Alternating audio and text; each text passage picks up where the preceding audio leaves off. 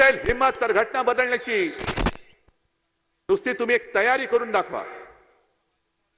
आरक्षण रद्द करणं हे म्हणे आम्हाला मंजूर नाहीये.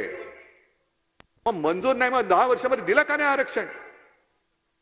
जसं केजरीवाल यांच्या दिल्ली सरकारचे अधिकार कोर्टाने त्यांच्या केजरीवालच्या बाजूने निकाल दिला, पण यांनी तत्काळ लोकसभेमध्ये एक बिल आणलं आणि 5वी बहुमताच्या जोरावरती कोर्टाचा निर्णय फिरवला.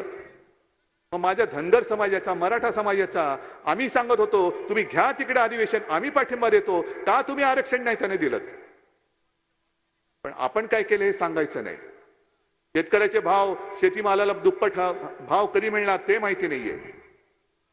बरं एक वन नेशन वन टॅक्स सगळे एक एक एकच. मी म्हटलं ना मी माझं माझ्यासाठी सगळे एकमेव. जो जीएसटी आणलेला आहे त्या जीएसटीच्या माध्यमातून किती छोट्या मोठ्या व्यापाऱ्यांची पिळवणूक होते तो तुम्ही जाऊन विचारा. म्हणजे अगदी मोदींचे अंधभक्त असतील त्यांना सुद्धा मी सांगतोय अरे का रे तुमच्या घरामध्ये जेवण नाही जेवत तुम्ही? तर तुमच्याकडे काय वेगळं मोदी भक्ताचं कार्ड आहे की हा ह्याने कार्ड दाखवलं की गॅस सिलेंडर फुकटात मिळतो? गॅस सिलेंडर फुकटात मिळतो. तुम्ही कार्ड दाखवले की पेट्रोल तुम्हाला फुकट मिळतं. आणि मग काही वर्षांपूर्वी मोदींच्या सभेमधला एक व्हिडिओ फिरतोय. भाई और बहनों मुझे बताओ पेट्रोल नीचे गया कि ऊपर गया? बोलले होते ना डीजल नीचे गया कि ऊपर गया, गॅस नीचे गया कि ऊपर गया? आता तुम्हाला कळलं असेल कारण मला नव्हतं कळलं. जीडीपी वाढलाय म्हणजे गॅस डिझेल पेट्रोल वाढले की नाही वाढलं? 15 लाख आले पण तुमच्या खात्यात 15 लाख नाही आले. निवडणूक रोख्यांच्या माध्यमातून भाजपच्या खात्यात करोडो हजारो करोडो रुपये आले. आणि आज जगातला सगळ्यात मोठा घोटाळा आहे असं मी नाही बोलत. मोदीजी तुमच्याच मंत्रिमंडळात होत्या त्या अर्थमंत्री निर्मला सीतारामनचे पती बोललेले आहेत. अजून तुरुंगात गेलेले नाहीत हे नशीब, कारण कदाचित त्या निर्मलाबाईंचा वशिला असेल. पण हा निवडणूक रोख्यांचा घोटाळा हा जगातला सगळ्यात मोठा घोटाळा ज्याला त्या प्रभाकर जे आहेत प्रकला प्रभाकर त्यांनी नाव दिलं मोदी गेट. इकडे जरा इकडे तिकडे कोणी गाय बोलल्यानंतर ताबडतोब त्यांना तुरुंगात टाकतात.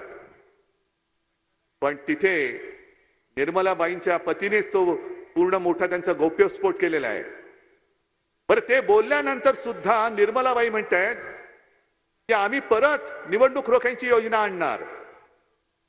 आणि तुम्हाला कदाचित माहिती नसेल की कोर्टाचा निर्णय येण्याच्या आधी जवळपास 10,000 रोखे हे छापून तयार ठेवले होते मोदी सरकारने पुन्हा देश लुटायला. मग मला आता सांगा मोदीजी म्हणतायत की 70 वर्षात काँग्रेसने जे काही केलं नाही ते मी 2.5 वर्षात केलं. हे तुम्हाला पटते की नाही पटत? अरे कसं नाही मला पटतंय. कारण काँग्रेसने 70 वर्षामध्ये त्यांच्या खात्यात किती पैसे आहेत काँग्रेसच्या? काही शेकड्या असतील. आणि भाजपच्या खात्यात 10,000 कोटी. म्हणजे 10 वर्षात 70 वर्षात काँग्रेसने नाही केलं ते 2.5 वर्षात मोदीजींनी करून दाखवलं की नाही दाखवलं? देश कोणी लुटला, काँग्रेसनी का भाजपनी? लुटला ना. मग अशा या देशाच्या लुटारूंना महाराष्ट्र साथ देईल? तुम्हाला महाराष्ट्र लुटणारा पाहिजे की महाराष्ट्र जपणारा पाहिजे?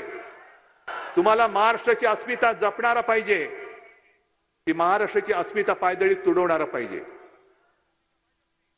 आणि अजूनही कोणाला जर का खोटं वाटत असेल तर मी आत्मविश्वासाने सांगतो की येत्या निवडणुकीमध्ये भाजपा तडीपार होणार म्हणजे होणारच. इंडिया आघाडीचे 300च्या वरती खासदार निवडून येणार म्हणजे येणारच. कोणाचा विश्वास नसेल पण तुम्हाला आणखीन एक गोष्ट सांगतो. काही वर्षापूर्वी भाजपचे संपूर्ण देशात फक्त 2 खासदार होते. तेव्हा जर का कोण बोललं होतं की भाजपचे आज 2 खासदार आहेत, बघा तुम्ही काही वर्ष त्यांचे 300च्या वरती खासदार होतात की नाही, लोकांनी वेड्यात काढलं असतं. 300 खासदार आहे ते परत 2 खासदार झाल्याशिवाय राहणार नाही.